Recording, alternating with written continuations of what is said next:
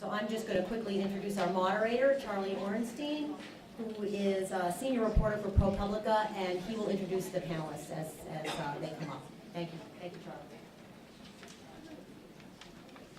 Thanks, Mary. That was a really interesting first panel, and I hope that this builds on that, because the question that I had asked about, what is a bioethicist, I think really is one that frames this panel, which is, what is a conflict of interest, and how are conflicts of interest relevant to not just us as journalists, but also to the people who consume the news that we write. And I wanted to spend just a couple minutes talking about my own personal experience in dealings with this at ProPublica when we were sort of tackling the issue of conflicts of interest as disclosed by pharmaceutical companies and the physicians that they work for and gave money to for speaking and consulting. And just as a way of 30-second background, the pharmaceutical industry has largely kept this a huge trade secret. It was seen as immensely proprietary and very important to their business. The people that they gave research grants to, they used as advisors, and they gave money to promote their drugs. Not just those people, but the amount of money that they gave. As part of a slew of lawsuits that were filed against drug companies in the 2000s, the drug companies settled those, in some cases paid hundreds of millions of dollars, in other cases paid billions of dollars to settle those cases, and some of them had to sign corporate integrity agreements with the U.S. government, and a condition of those agreements was that they had to begin disclosing on their websites information about the doctors that they gave money to. Those started appearing at the beginning of 2010, and as of right now, 12 companies released that information. A little sort of a footnote within the Affordable Care Act is that there's what's called the Physician Payment Sunshine Act, which will require beginning next year that every drug company, medical device company, and group purchasing organization release this information on every doctor that they give any money to in the U.S., and that will be available online in a federal website, assuming that the broader Affordable Care Act isn't struck down. So you have 12 companies that disclose this information now, and the information, what we found was that it was sort of disclosed on sub websites of the pharmaceutical companies. It was done in a way that Google didn't send their search engine through it, so if you typed in a doctor's name through a search engine, you would not find that doctor in this sub-website. Sometimes you have to have the doctor's exact spelling, as in Pfizer's website, you have to spell their last name right and the first name right, and if you use Bob instead of Robert, you would return no results. So as we looked at that, we said that's, we were trying to imagine it from the lens of a patient, and really you don't even know who makes your drugs. And you don't know where these sub websites are. So from our perspective, we thought conflict of interest has largely been an issue, a topic that was of interest to journals and on an academic level, but we wanted to bring it to sort of a consumer level, and that if you're going to see a physician, you have a right to know if your physician has a financial relationship with a company whose product they're prescribing. And so we created Dollars for Docs, which lets folks search this in a way that we think they would want to search it by name, by institution, by city, by state, by company. If you click on a company, you can see the drugs that that company makes. So really thinking it through from the perspective of how would just a regular person want to look at this instead of what is in the corporate interest or what's in an academic journal's interest to look at sort of relationships in a bigger picture. We're each interested in our own physicians. And I think the interest in what we put together, there were more than 3 million page views in just the first 12 months on this, showed that people were really interested in their physicians. They were curious, they were interested. For some people it made a difference. We got notes from people saying that they already had doubts about the drugs their physicians were prescribing, and when they saw that their physicians were getting quite a bit of money from that drug company, and sort of confirmed those doubts, and they decided to see other physicians. And for others it didn't make any difference at all, and they said this confirms to them that their physician is an expert in that field and that they have no concern at all about this. But above all, I think what we felt is that bringing it down to people and letting each individual patient have the information and the context and the ability to ask their physicians questions was what was really important here. And I think that the panel is going to sort of illuminate the broader issue of conflict of interest, not just financial conflicts, but other sort of conflicts of commitment and conflicts of sort of people's intellectual conflicts. So to kick it off, Karen Maschke, who's a research scholar at the Hastings Center, is going to talk. She's also the editor of IRB Ethics and Human Research. Then Ivan Oransky, who's executive editor at Reuters Health, a colleague of mine on the board of the Association of Healthcare Journalists, and the founder of Embargo Watch, co-founder for Traction Watch, is going to be talking. And then finally, Doug Levy, who was a long-term journalist before he ended up at Columbia University Medical Center, where he's the head of communications there. He's going to wrap it up, and then we're going to leave plenty of time for hopefully a couple of my questions as well as yours. So we have a lot to accomplish, but I'll turn it over to Karen to kick us off.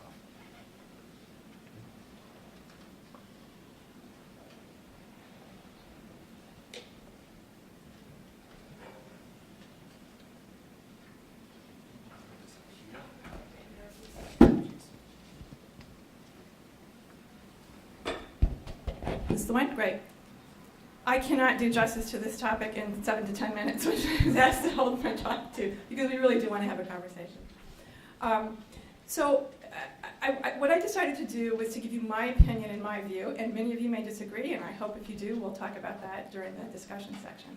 Research ethics is a very broad field, and I do work in that area in terms of looking at the ethical issues involving research with humans. I also edit the journal IRB Ethics in Human Research, which now is, I think, close to its 40th year. It was the first journal in the US devoted exclusively to research ethics, and I cannot take credit for having put that together. That was Bob Levine and others at the Hastings Center, so I stand on the shoulders of people who really built that journal over time, and it's been a privilege to be able to edit it for 9 years.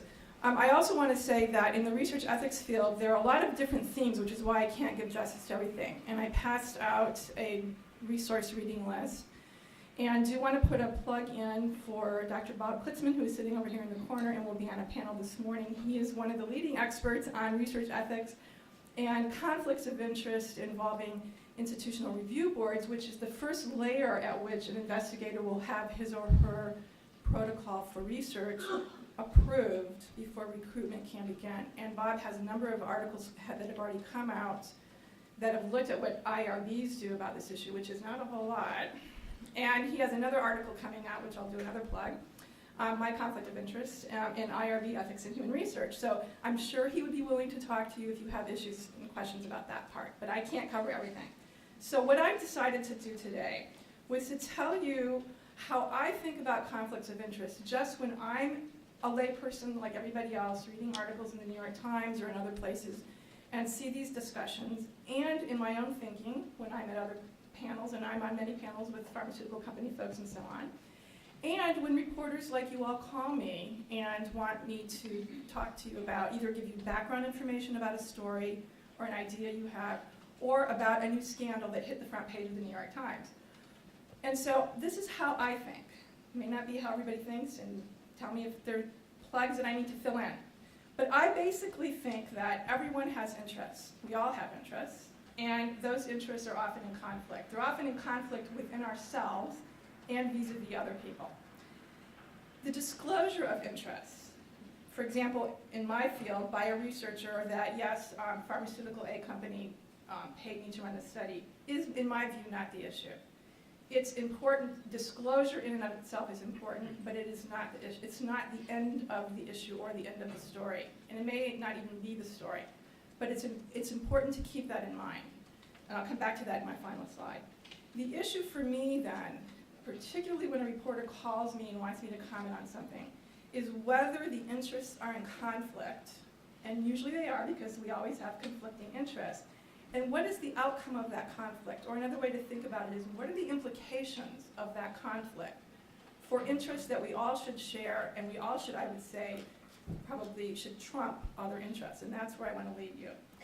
So I ask myself, what are the interests in the context of research with humans? When are those interests in conflict? And when are the conflicts of interest problematic? Now I have a real analytical mind because I was trained as a political scientist doing law stuff, so that's how I think. And then I know some people have problems with that way, but that's my brain. So when a reporter says to me, what are the interests? What should I be thinking about?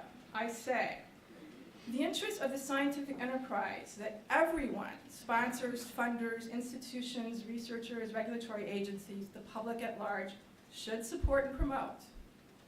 Studies that produce valid and reliable results. They can be replicated, people understand them, it makes sense. Studies that minimize the risk of harms to participants, and I would say that the results of those studies will not harm patients downstream or patients currently in trials, patient participants. The interest we should all support researchers to have access to all data, and researchers should share their data with other researchers, external to the project and external to the organization. A huge field of data sharing that I've been involved with for many years about how you do that and why researchers should do that and why they don't. We should all have interests in accurate and unbiased reporting of findings. And herein is some of the work that others on the panel have been involved in, documenting the biased reporting and the inaccurate use of data and the hiding of data that doesn't provide the kinds of results and findings that you want to show. Other interests, and I put these together in terms of who has them more than others. So sponsors and researchers and the institutions that researchers work at obviously have an interest in drug and device approval in the shortest time possible. We want to bring safe and effective drugs and devices to the market to help prevent and treat diseases or conditions if they're devices. So obviously the people who are funding those studies and the PI who are running the projects, that's an interest, and there's nothing wrong with that. The companies that are funding those studies want to recoup their costs of R&D, and therefore they want to have revenue that comes from the sale of those drugs and devices. And one thing I want to point out is there are good reasons to criticize the pharmaceutical industry, but the NIH, the National Institutes of Health, funds a tremendous amount of studies. And they have revenue interests too, which have to do with Congress giving them more money. And Francis Collins, the head of the NIH, just gave an impassioned speech, or someone did the other day to Congress, the dire things that are going to happen if Congress does not continue to fund the NIH. So don't discount interests that don't look like the way we think about them in terms of pharmaceutical companies making millions of dollars. The NIH has an enormous interest in bringing money back into the NIH. Another interest is revenue from sponsors to researchers and others in the clinical trial. I'm a PI. I have an interest in getting more money to run my studies, whether it comes from the NIH, whether it comes from private industry, or a combination of both. Clinical research organizations that are the contract organizations that help fund a lot of trials have an interest in trials continuing, drugs continuing to be in the study pipeline because it brings revenue to them, brings prestige to them if they're the one that pharma comes to. And the non-monetary interests that we often forget about. The prestige of having been the PI that gets that article published in any JAMA or JAMA that says, my trial shows that. The award that one can get for bringing those trials to fruition and getting that blockbuster drug on the market, the Nobel Prize that everybody's looking for in science and medicine, career advancement, you get promoted on your job if you're an assistant professor somewhere in a medical school and you've been on this sponsor of this trial and now you're going to become a full professor, and so on, okay? These are always interests that we all have to deal with at various points. So, finally, how then, after saying all that, do I think about the disclosure of interests? Whoops, wrong one. Sorry. Lost my slide. Okay. So for me, a news story that says Maschke's study was funded by X pharmaceutical company is not a whole lot of information. It's now a part of the culture and the ethos of disclosure, and I am not denigrating that by any means whatsoever. But it is not the main issue, and it is not the end of the story. And for me, especially in terms of what I do and what I know in the world, it means nothing to me when I read that. So the question then is, that disclosure doesn't address whether the source of the funding jeopardized the safety and well-being of the research participants or the patients. It doesn't tell us if that interest, Pfizer paid me to be on this, to be the PI for this study, had anything to do with the validity and the reliability of the data, or the reporting of the data, how it was reported, where it was reported, and what wasn't reported, nor does it tell me anything about the overall integrity of the scientific enterprise, which involves all of the above, and just the whole culture of science in terms of openness and so on. All it tells me is, this is the person who funded my study. Not unimportant. But I would then talk to the reporter if it was a scandal, or if it was just a story that someone wanted to do, to think more about what are the implications of this, and what might they impact. And of course, if you're doing a short story and you're on a deadline, may not be able to probe beyond that, but it may be the seeds of a longer story, or stories where you build a career down the line, where you start to look at those issues the way folks on the panel have. So I would say, don't stop at the issue of disclosure. There are many, many layers that we have to peel away, which the panelists will talk about. And again, if you want some further reading, I tried to pull together current articles that cover a variety of topics in research ethics that raise issues about conflicts of interest. Thanks.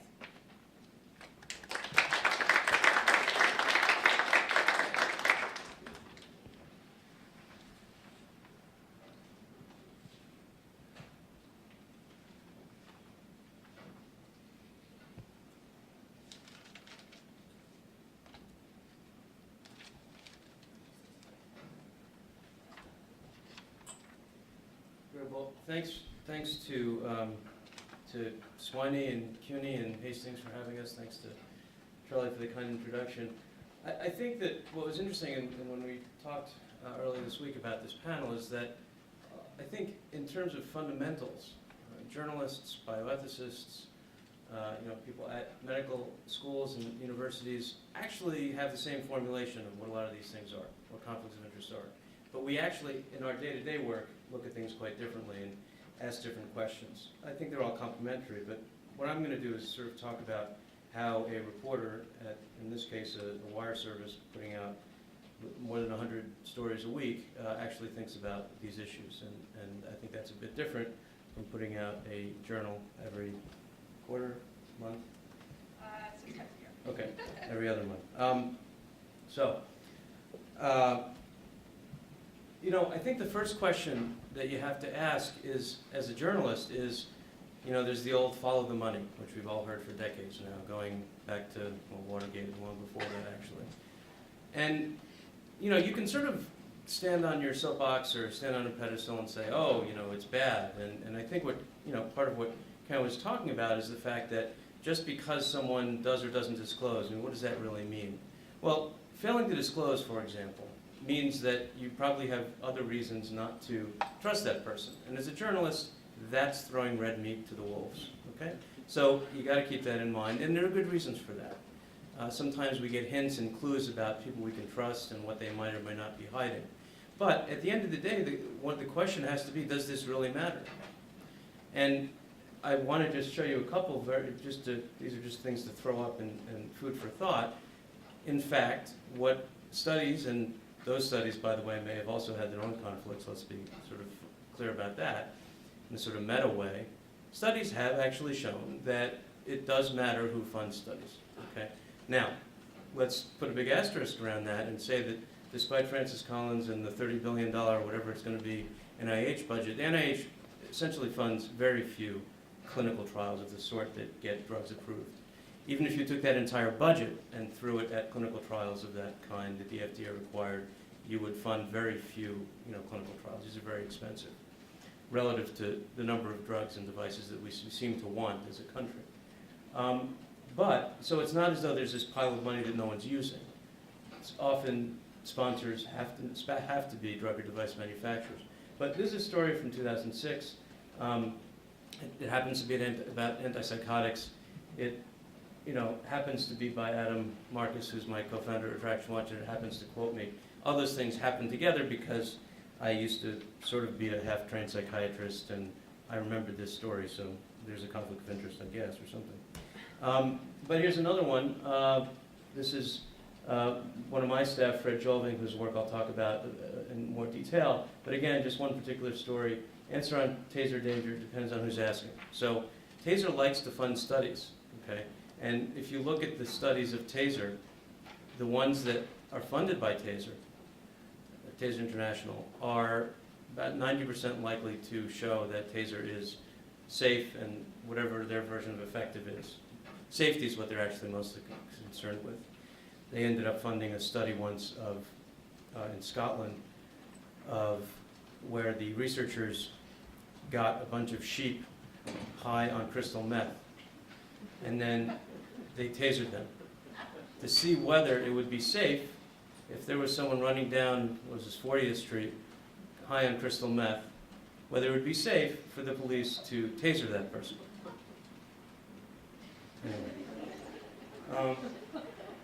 So, you know, and I think one of the questions you also have to ask is whether journals themselves, and as reporters, I think we have to be very aware of the conflicts of interest at journals, okay? Journals are institutions. Institutions tend to try and perpetuate themselves, and the best way to do that is to make money, or at least raise money somehow. How do journals make money? Well, journalists sort of tend to think about the easy stuff, you know, advertising and subscriptions.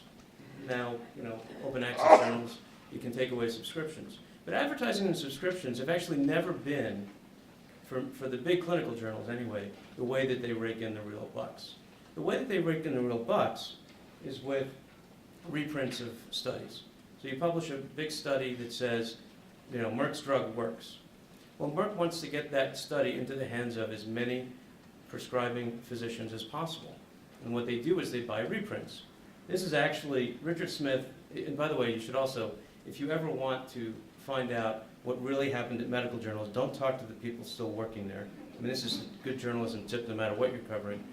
What happens after people have left journals, have left as editor-in-chief of journals, and it seems to be like 100%, you know, sort of correlation here. They become sort of like former smokers or any other bad habit. They have to then tell you everything that happened while they were there, which is great for reporters. I'm not knocking it by any stretch. And they become sort of just zealots for what's wrong with the place they just left. I suspect we'll all do that when we retire. But in any case, Richard Smith has been very outspoken. And this quote, which is from this paper that he wrote, it was actually an extension of a talk that he gave. But essentially, and these numbers are small now, by the way. This is a number of years ago that he was talking about when he was editor of BMJ. Essentially, you know, there is a positive publication bias at journals.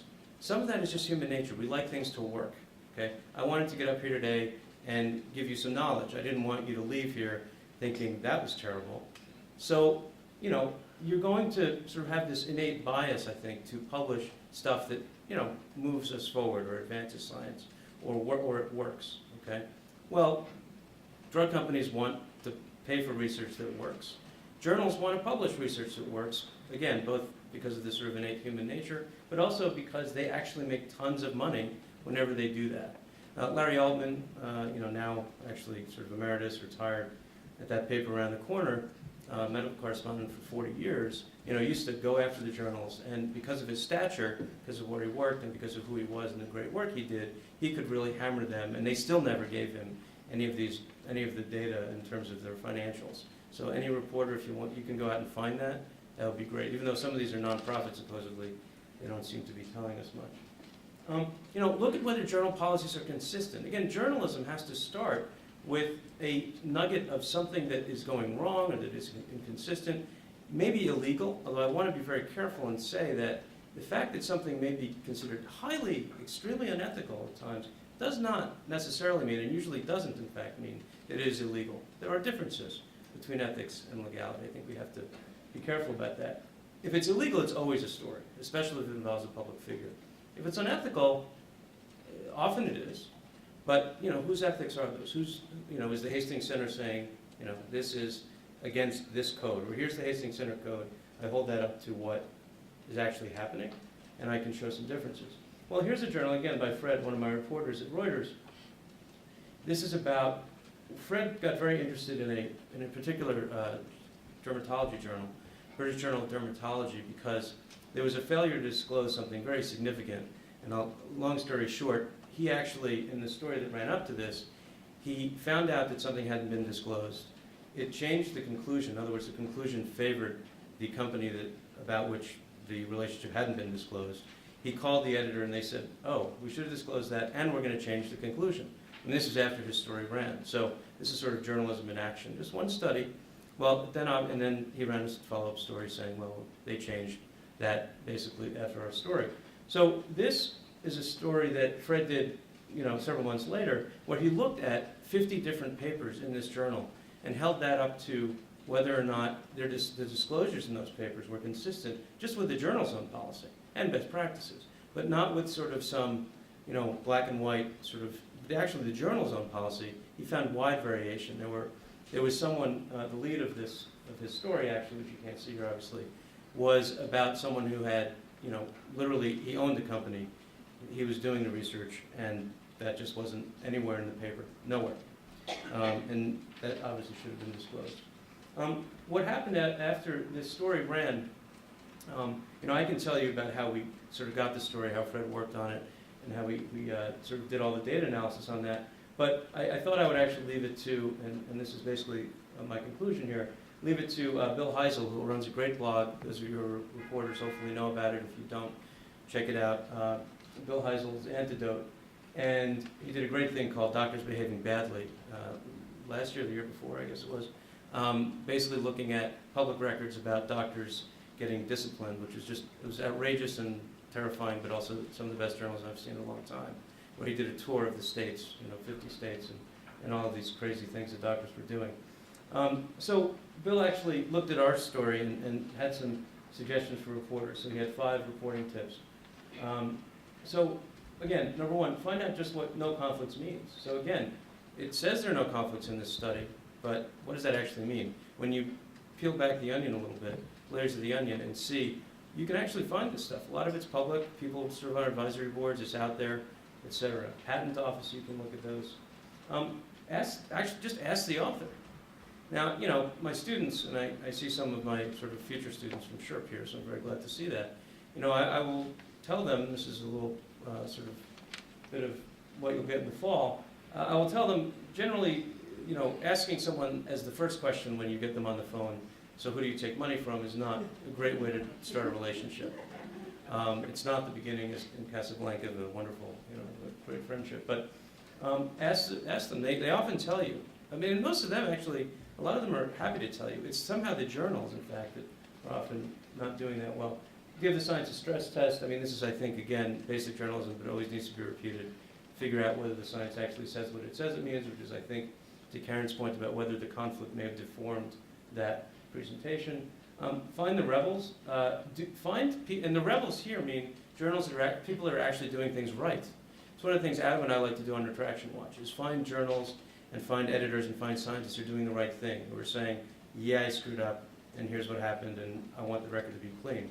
That's what's happening here. The journal Emergency Medicine Australasia said, we're not going to take any more drug company funding. Again, I'm not saying that that's the only kind of conflict, but it is a big one, especially when you're looking at clinical medicine. This is, again, has nothing to do with this story in particular, but do credit people when they got to a story before you did. I mean, that's just a general principle. And just to finish up, I think to echo a lot of what Karen was saying in terms of don't only follow the money, okay?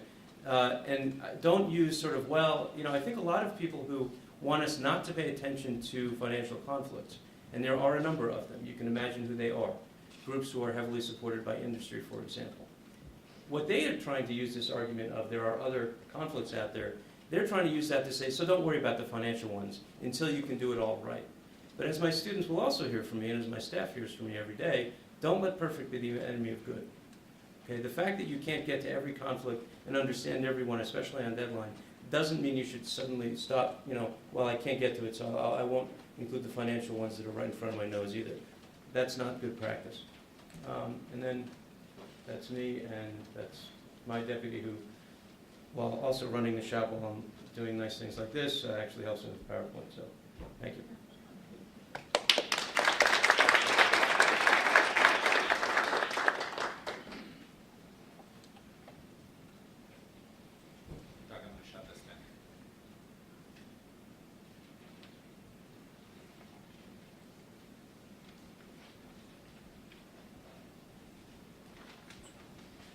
Say that I am thrilled to be in a room with this many people who are interested in this topic, because 20 years ago this would not have happened. It actually took quite a bit of effort to persuade editors to let me do some of the stories back then, and now I think it's an established beat in a lot of places. I mean, folks like Ivan and Charlie have really shown the impact that you can have when you're not just looking at, okay, what are the results of this study, but what's underneath it? The way I got into conflict of interest issues, I guess I kind of stumbled on it. One of the very first beats I had was to cover a small town in Illinois. And I knew something was wrong when I'd go to a city council meeting, and as soon as they'd find out that a reporter was in the room, the members of the city council would switch to a different language that they knew I didn't know. Yeah, it turned out they were basically, making deals for themselves to, city. It was a mess. We've got sunshine laws to prevent that in public forums for the most part now, but medicine is its own world. And it also was a closed club for a very long time. And for such a long time, physicians, and many of them probably still do, feel like they're special people. Their ethics shouldn't be questioned. They never have a conflict of interest. They always have the patient's best interest in mind. But we all know that's not the case. Everybody has a conflict. And I was delighted to hear Karen and Ivan both talk about, actually, all three of us, we're all speaking to the same language now. We all realize that not all conflicts are financial, and not all financial interests are conflicts.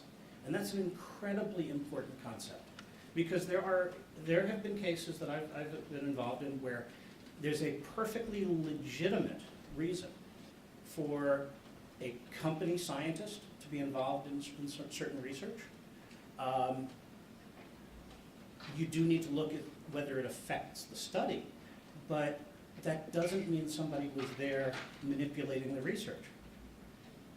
With that said, there have been plenty of examples where that happened. When I was at USA Today, I found a series of studies that were done by, they were scientific studies, they were not medical research, they were environmental health studies, where the sponsor, the corporate sponsor, had somebody accompanying the technicians whenever they were doing measurements and telling them where to put their equipment, specifically so that they would not capture the pollutant that the company made.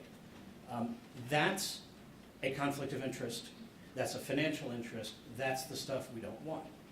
But I think the thing that, and I'd like to think that stuff rarely happens now, I hope. And I think that's where we're getting. I think from the 1980s, when I was first immersed in this world, to the present, we've grown up, just as science has. So in the 1980s, huge growth of the pharmaceutical business. That's when the drug companies, under pressure to sell more drugs, started funding patient groups with large amounts of money. And in many cases, the patient groups were not disclosing that relationship. Or in other cases, the drug companies were actually creating their own third parties, AstroTurf. That doesn't happen anymore. Those relationships are disclosed because the volunteer patient groups understand that it's okay if you're trying to promote healthy livers and you've got a drug company that has made products to help people stay healthy. It's okay for there to be a relationship, and there's no reason to hide it. You're better off to share that information so that patients can make their own decision about whether to believe the information. So in the 80s, we had a lot of people coming into science, a lot more money coming into science. It was the post-space era. Then the 90s, not enough money for all the scientists. And that's when I think things started to go a little bit askew. That's when you started to have scientists who would make these side deals, in some cases, with their corporate sponsors. We would get, I remember one time I got a press release from an academic institution, and it was a breathtaking result related to cardiology. But the study was being presented at a urology meeting. And I mean, that struck me as kind of odd. And I peeled the onion a bit and discovered that in fact, it was a completely bogus result. It had actually been sent by the pharmaceutical company using letterhead that they had either legitimately or illegitimately gotten from the academic institution. And the study hadn't even controlled for heart disease risk factors. So for them to claim that this urology medicine had a cardiology benefit was scientifically fake. The part that depressed me most about that was that there was at least one major national newspaper, not USA Today, because I was there, that ran the story without questioning these findings that were completely false. Again, I'd like to think reporters know better now. We've got that antenna. But a lot of that stuff, I mean, that was an egregious example, but in the 1990s we had ghostwriting, we had an explosion of paid witnesses, all these consulting arrangements, speakers bureaus. There were lots of ways that academic and other clinicians could make money from the pharmaceutical industry that was desperately trying to sell drugs for off-label purposes that they couldn't do without somebody else speaking for them. There was a business interest in getting people to be your mouthpiece. And there were physicians who were willing to do that. And it was really fun to be able to write about scientists that signed their name to 300 studies that they didn't actually do. That's low-hanging fruit, though. Now it's more subtle. And I think, particularly in the last 10 years, we've really, really matured on both sides of the fence. You've got reporters like Charlie, who did some great work in Los Angeles before he came to ProPublica, to really ask the questions. What's the motivation here? Are the people who are making the decisions truly making them with patients' best interest in mind, or is there something influencing them? It's also been really interesting because I've seen, both at Columbia for the last year and a half and previously at UCSF, a transition in the healthcare world. About 8 or 9 years ago, the leader of the academic senate at the UCSF School of Medicine stood up at a faculty meeting and blasted all of us that were trying to implement a new conflict of interest policy. And his position was basically that, we are professionals, we know how to separate out, our role as a company consultant from that of a scientist. I don't think anybody in this room would agree that that's possible, right? What I'm really proud of is that within 12 months of that very faculty member was leading the campaign to implement what became one of the toughest COI rules. Because he was willing, when a bunch of us sat down with him, to look, there is overwhelming data that things as subtle as physicians taking pens from a drug company influence their behavior. Now, is that bad influence or a good influence? I don't know. But the fact is, if you're an academic institution, you have a responsibility to keep your faculty away from inappropriate influences, and making them aware of it's really important. So we've now got that turnaround. Most institutions have good policies. Now it's a matter of fine-tuning them. And that's actually where it gets kind of fun. So my role as a public information officer, and my team is here as well, one of the first things that we do, before we'll write a press release, we ask the questions that we hope journalists would ask if we didn't, which is, who funded the study? Who was actually involved in it? Do you own stock? Is there a patent involved? Again, just because somebody has a patent of a molecule they studied, that's not a bad thing at all. In fact, I believe that if Columbia Technology Ventures is pursuing a patent for something that was created in one of our labs, that's the university showing that there's some potential in this molecule being something good. But it would be completely inappropriate for us to put out a press release about that molecule or that study without disclosing that. I'm very proud to work in an institution where that's the case. But we try to ask all the questions so that by the time you're doing a story, you can get into more of the details. And I'm very pleased to say that we've had virtually no pushback on that. And that's, I think, the part that has me most excited, because in the last 10 years or so, we've gone from a place where physicians were arguing with each other over whether conflicts of interest were real. to now it's mostly a question of how do I manage it? Or is this a conflict? Is this something I need to worry about? At UCSF, once we actually implemented the policy, during the deliberations about the policy, we had a lot of people fighting against it and so on, but once it was implemented, almost all the phone calls that I got were, okay, here's the situation, how do I fix it? And there is a process for that. And those are the kinds of questions that are really important. Because again, you may not be able to eliminate, in fact, I don't think it's possible to eliminate all conflicts. Just as you probably can't, you probably could eliminate all financial interests, but not in our capitalist world. But if they're disclosed and managed appropriately, then at least journalists and others can evaluate whether that somehow alters the significance of whatever is being reported. So I think we've really matured to a point, and it's exciting because we get to ask the questions, we try to solve them, and we've educated, I hope we've successfully educated a lot of faculty members on the importance of it.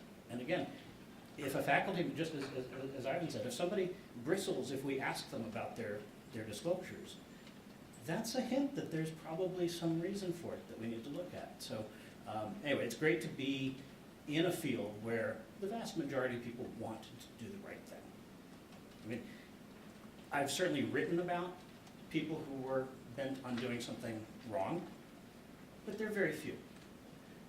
Most of the stumbles are inadvertent and in many cases avoidable if more people ask the questions. And I think that's where the more people are writing about these issues, the more important, the more understanding there will be on the research side of why people should care. And I encourage you to keep asking the tough questions, because if a study is tainted, it doesn't do any good to report on, study finds this great result, and then at the bottom just say, and by the way, it was funded by somebody who's going to make a lot of money by having this result. So I look forward to some good questions. Thanks. So before I turn it over to your questions, I want to use the moderator's prerogative to ask two of my own. And I prepped them so they know what these questions are so they can provide thoughtful answers. The first is from my perspective. If it's wonderful, obviously, if you have access to the data and you can contact impartial sources and they have the time to review the data and tell you if the study has major holes in it, but oftentimes journalists have to write stories that day or within a couple days and may not have the time to do the extensive scrubbing. So how do you handle the issue of weighing whether the disclosed relationship matters in terms of writing a story and then disclosing that relationship within the story? So Ivan, why don't I start? Sure, I would, is that on? No? Yeah. I would sort of answer that two ways. I think that, there's been this sort of interesting, if somewhat horrifying in certain places, discussion going on in London and the UK right now about whether or not science reporters, medical reporters, should actually read the studies that they're reporting on. And I think, while I should I should preface this by saying that I think some of the no, they don't have to has been probably blown out of context a little bit. There's at least this sort of, it's not completely wrong that not everyone will read the study. I've come out and said many times that I think that not reading a study that you're reporting on as a journalist is malpractice. It's journalistic malpractice. And since I'm a not licensed MD, I can use the word malpractice sort of authoritatively. So I think you have to read the study, and I think that in order to do that, and I read a lot of studies and I have obviously some training in it, I still keep when I'm doing heavy-duty reporting, I tell all my reporters to do this, keep a biostatistician in your back pocket, okay? Find someone who, and generally, especially if most of you are probably here in New York, there are plenty of places, and Doug would be, I'm sure, happy to connect you with some, his institution, who can really rip things apart for you pretty quickly. That's what they do. As far as deciding then whether or not to use the information and to note whether or not a conflict might have had an effect, I guess I'm of the more context is good school.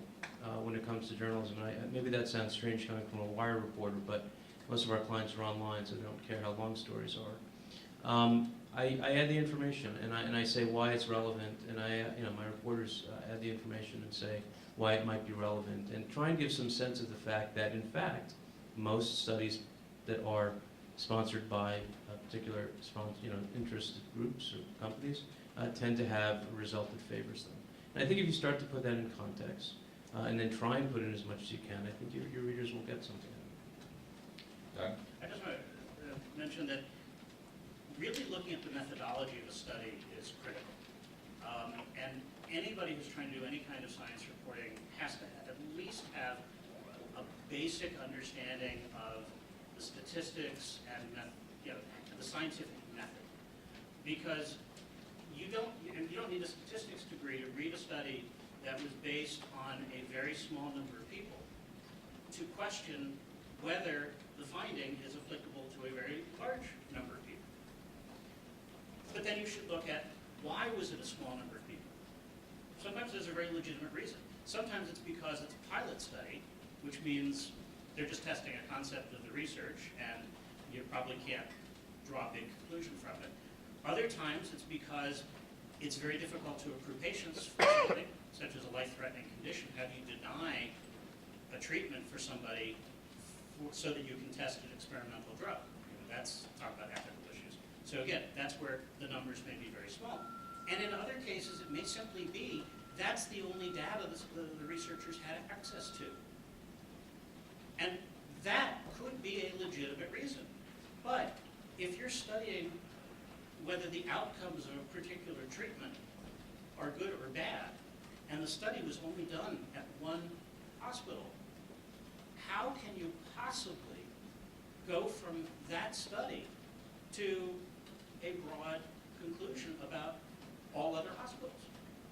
So those are the kinds of questions that just need to be asked over and over again. You have to do that with every science story.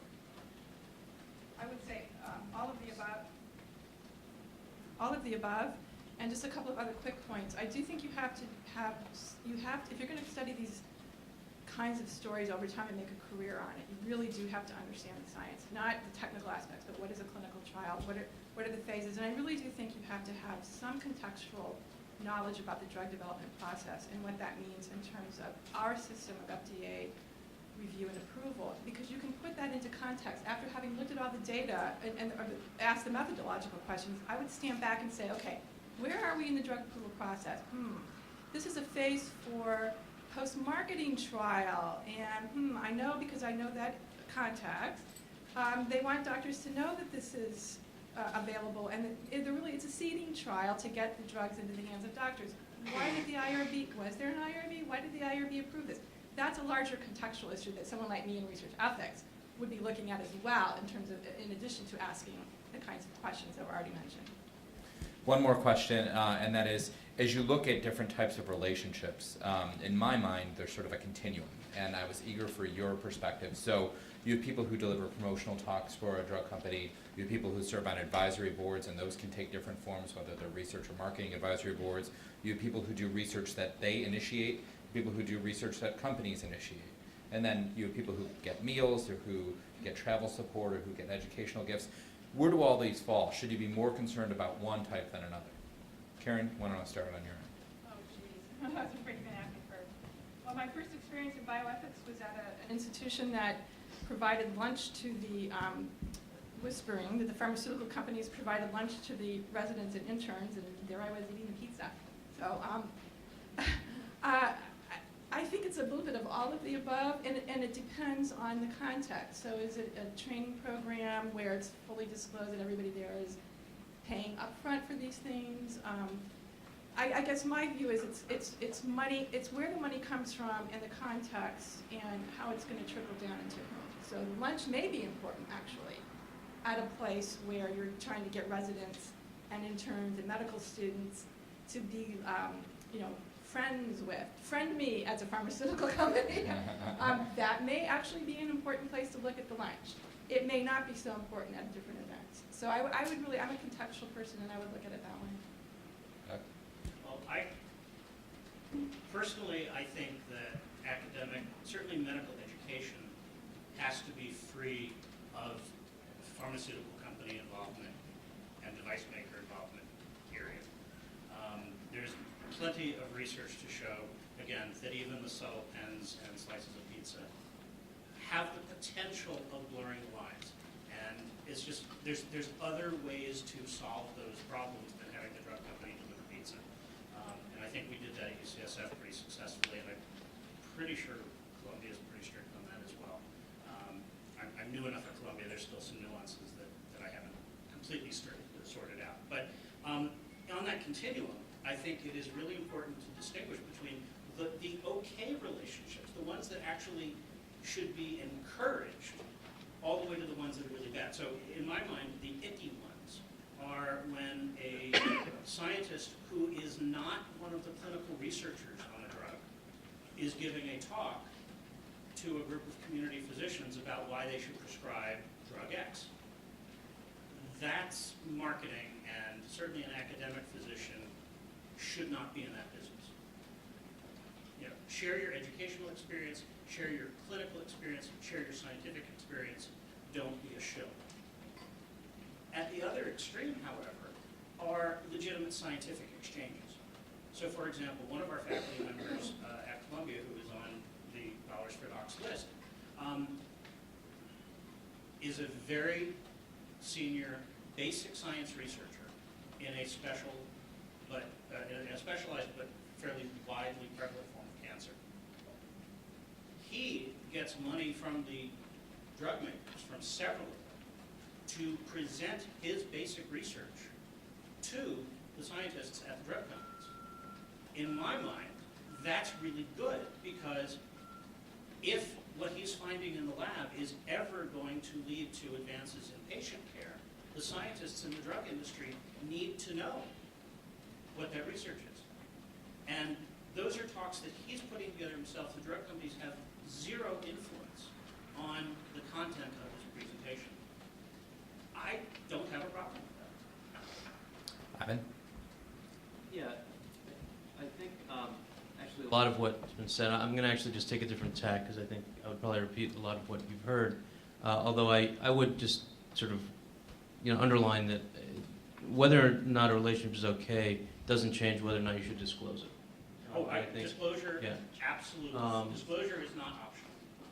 But the tack I want to take here is to sort of broaden this a little bit. And it's not only the people who are getting money from the company who did this study, but think about academics. We're sitting here in an academic center. We all know how people get tenure. To sort of underline some of what Karen was talking about in her presentation. If you are competing with someone who got money from that person, that's at least as powerful a motivator to savage their work, to say those polite academic things that academics say when they want to savage someone's work. What we talk about when we're actually saying this is crap. So think about that also. Think about that when you're looking for outside sources. New England Journal of Medicine, I think it was about 10 years ago now, and you guys may correct me here. Basically, they changed what they refer to as the de minimis number. In other words, the amount that you had to disclose. It was sort of forcible disclosure when you were writing a review or an editorial, I think it was, or maybe both. Because they simply couldn't find people who were expert and yet hadn't taken funding, especially in these new drugs. I mean, how else would you get exposed to a new particular field unless you were getting money to study it? Because the drug company wasn't going to simply let everyone study it. It was proprietary, all of that stuff. So think about this in a bigger way, about competition, not just who you're actually looking at. Let me open it up for a couple questions from the audience. Dr. Callahan? Could you all say something about the role of editors in deciding what gets published, particularly in the daily press? My favorite example, I will not mention the name of the company up the street, is hooked on Alzheimer's disease these days. And they typically, the story is a quote, promising new breakthrough, and it's usually on the first page. And this is parroting things a little bit. It turns out, you find at the end of the article it was 4 mice, or something like that. But the point is, it's promising. We know the New York Times is an elderly audience. They go for this sort of stuff. and they lap it up. How do we deal with that? Ivan? Thanks, Charlie. I actually, on the one hand, it's a tough question for me because I am the editor who gets to decide. On the other hand, it's really easy because I'm the editor who gets to decide.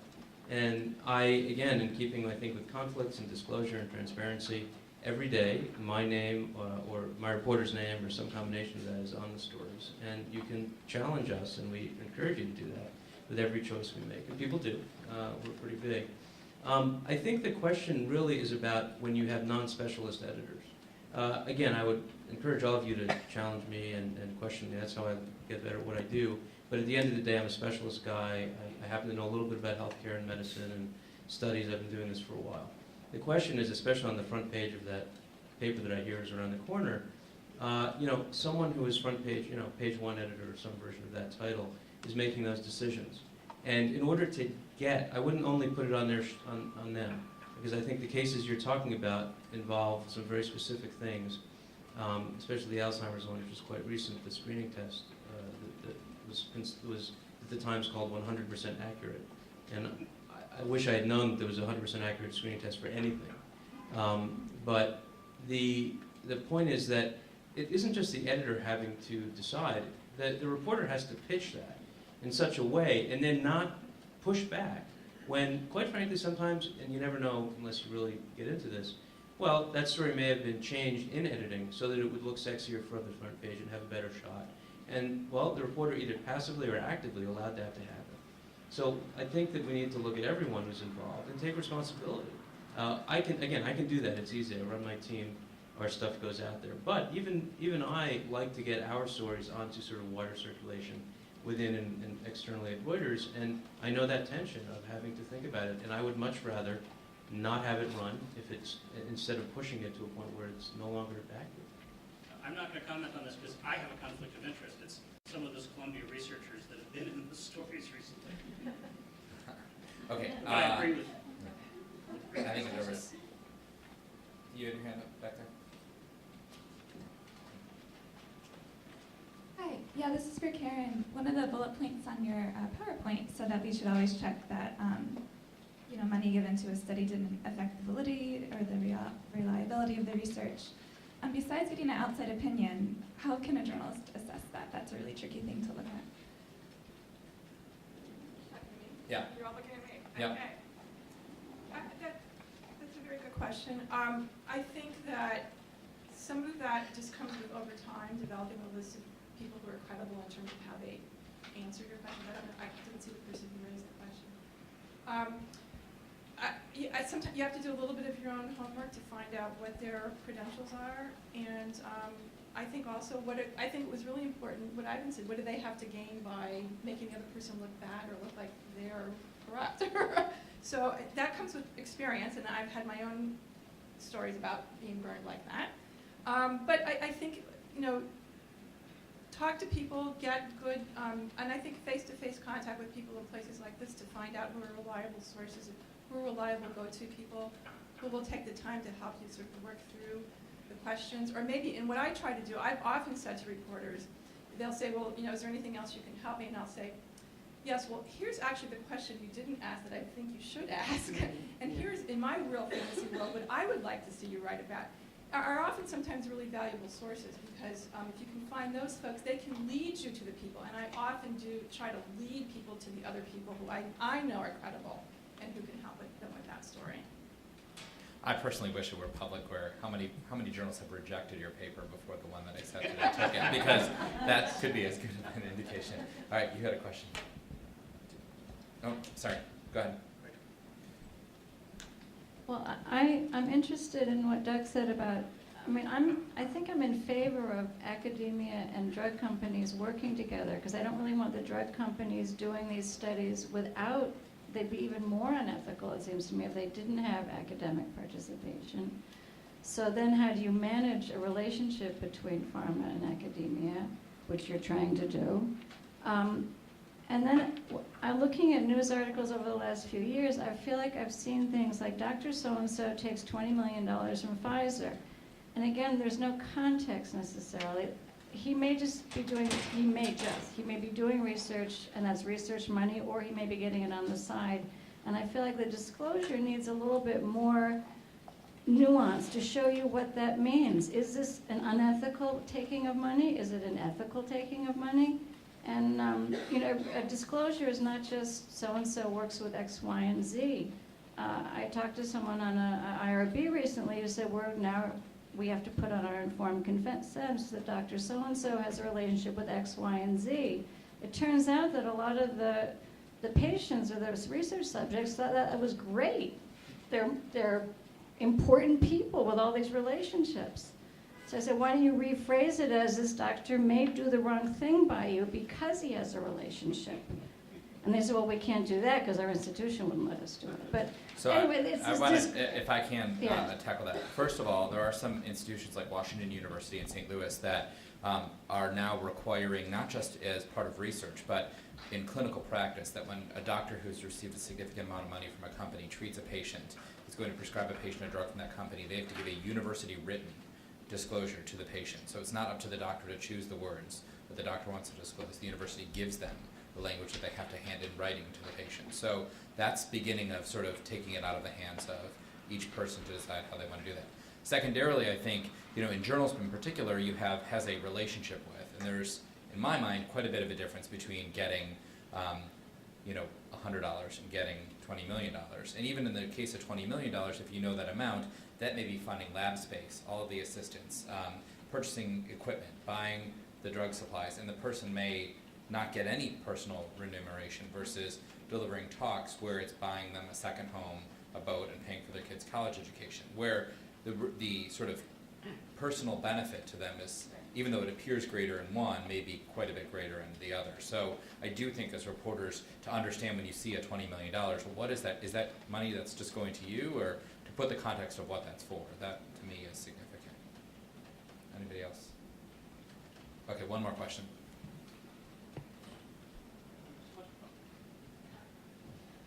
Sorry, I've got something a little provocative to say given what's been said already. I think the idea that a journalist could get a particular study, see that some of the people involved in it had a relationship with pharmaceutical companies, and then figure out whether or not those relationships caused that study to be biased is a fantasy. We know that there's a correlation between research funding and outcome and all those things, but that doesn't tell us how to actually in individual cases figure out what may have been an unconscious impact on the person's decision making. So I think it's an absolute fantasy. We never will know whether or not the relationships of Gelsing scientists had an impact on their flawed study design. But the fact of financial conflicts of interest has a huge impact on the trustworthiness of the research system and on the people who participate in it. So to me, it's not about hunting down bias and thinking that you will be able to find it and you'll know exactly why it was there, and you can relate it directly back in individual cases to money. It's about trustworthiness and the trust in the system, both public's trust, but also the trust of researchers relying on each other, the trust of research subjects, etc. And so the stories that you tell where there are financial relationships are a red flag for trust, but they aren't by themselves a definitive finding of bias.